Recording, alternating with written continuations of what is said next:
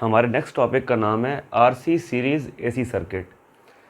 जिस तरह हमने देखा था अपने प्रीवियस टॉपिक के अंदर कि हमने रेजिस्टर और इंडक्टर को सीरीज़ में कनेक्ट किया था एक एसी वोल्टेज सोर्स के साथ।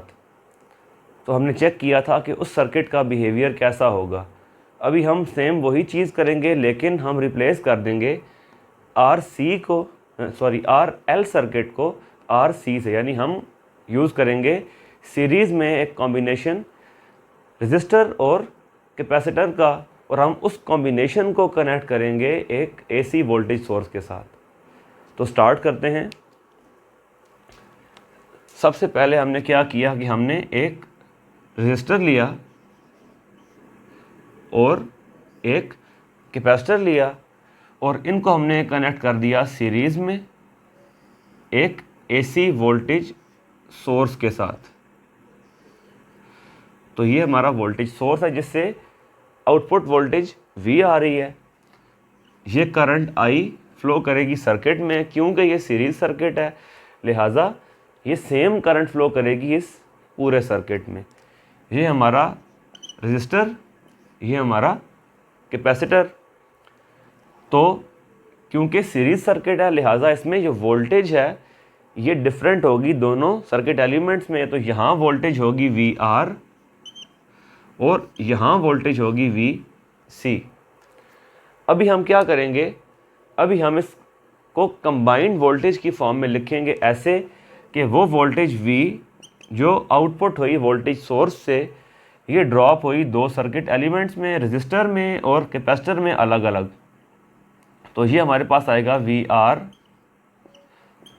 स्क्वायर प्लस यहाँ हम एक नई चीज़ ऐड करने लगे हैं, और हम ये क्यों करेंगे मैं बताता हूँ आपको स्टेप लिखने के बाद।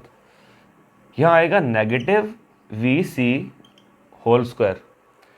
अब ये नेगेटिव VC क्यों आया, हमने देखा था कि जब हम यूज़ करेंगे सिंपल कैपेसिटर, उसे हम कनेक्ट करेंगे एसी वोल्टेज सोर्स के साथ, तो उसमें यह था कि जो करंट है वो लीड करेगा वोल्टेज से बाय 90 डिग्री एंगल, यानी कि जो वोल्टेज है ये लैग करेगा करंट से।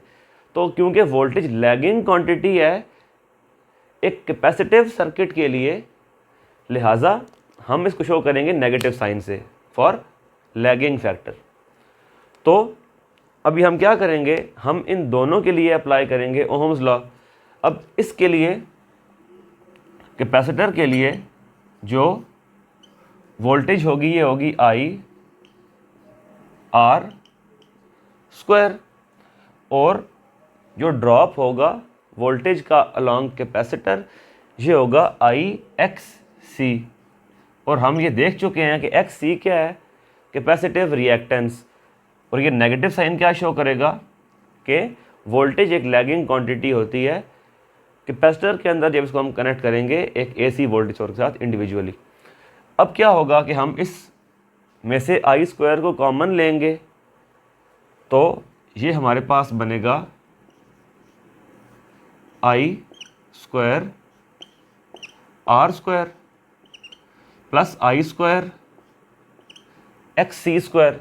यहाँ से हम I स्क्वायर को कॉमन लेंगे, स्क्वायर रूट से बाहर ले आएंगे, ओवरऑल ये बनेगा V by I and it is equal to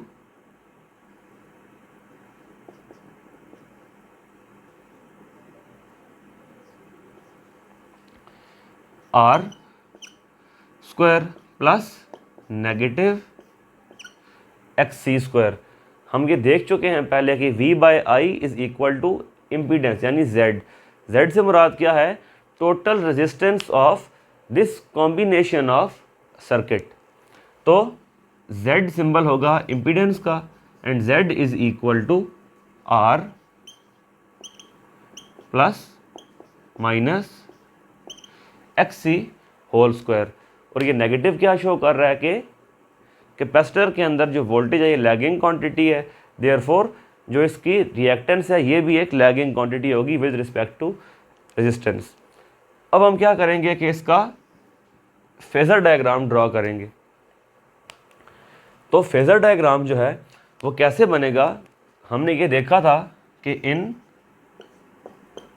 a capacitor voltage lags current by 90 डिग्री, therefore ये हमारा करंट है और ये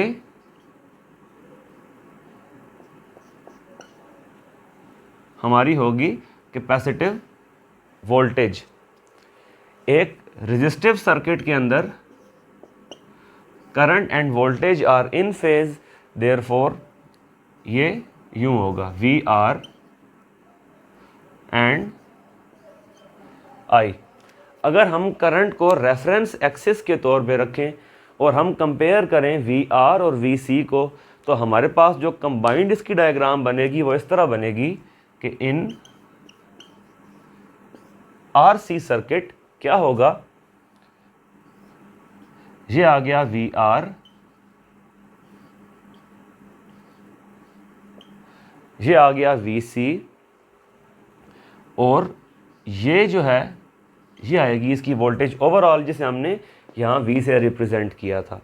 और इसके बाद अगर हम इसी चीज़ को लिखें इन टर्म्स ऑफ इम्पीडेंस, अब क्या होगा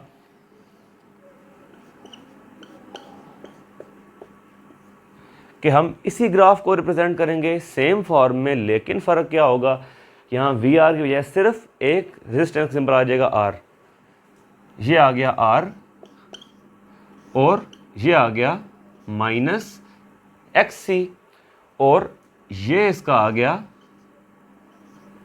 इम्पीडेंस Z। अभी हमारा अगला काम क्या है कि इसका हम निकालें angle phi,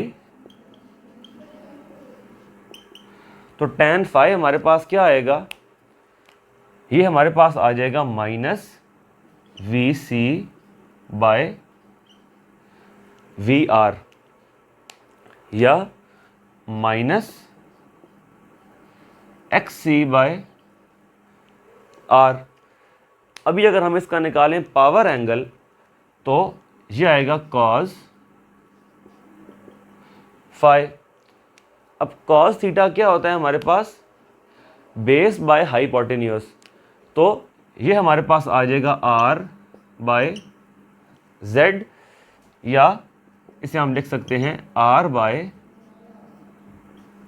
square root of R square plus minus X C square. और अगर हम इसी सर्किट के अंदर बात करें पावर की, तो पावर क्या आएगा, P is equal to V I cos phi. और हम ये बात कर चुके हैं कि ये जो कॉस फाई है इसे हम कहते हैं पावर फैक्टर, और हम ये कोशिश करते हैं कि this cos phi it should be as close to 1 as possible.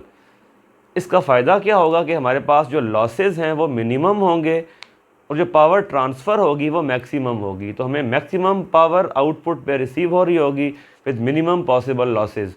तो हमारी कोशिश क्या होती है कि power factor should be as close to 1 as possible. यूँ हमने इस टॉपिक को आरसी सीरीज़ एसी सर्किट के टॉपिक को कम्प्लीटली एक्सप्लेन कर दिया।